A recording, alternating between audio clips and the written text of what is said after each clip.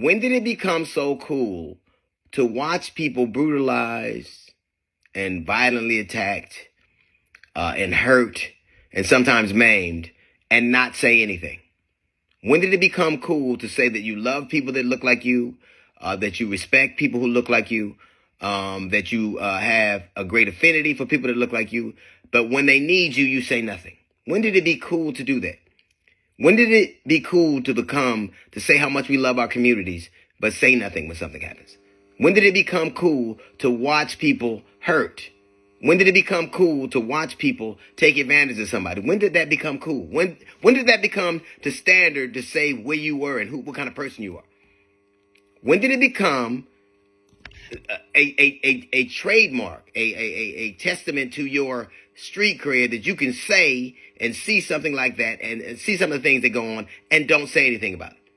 What does it mean? And every time, the thing that bothers me the most is almost every time something like this happens, there'll always be somebody who sideways defends it.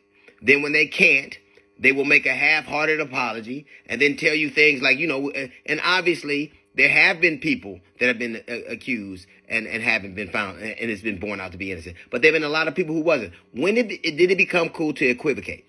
When did it become cool to dance between the lines, to nuance things that you know are wrong? Would it be cool to you if the same thing that was happening to that woman, young woman, happened to somebody you loved? Would it be cool to you if the same thing that happened to Megan Thee Stallion happened to somebody you love? Would that be cool? Because we can't have a situation where things only matter if there's somebody you think is worthy of your empathy and sympathy. If it's somebody you can relate to. I've liked a great many people who have done things that I can no longer abide and I can't associate with them anymore. A great many people. But I think it depends on how we look at the people who've been brutalized and how we look at the people who are doing the brutalizing. What level of space we will give them and what level of empathy, conversely, we'll give somebody else. When did it become cool to not see something and say something and do something? But when did that become cool?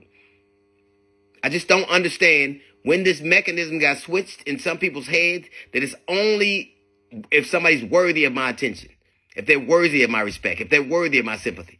People just can't be human. They have to look a certain way or do a certain thing or be from somewhere.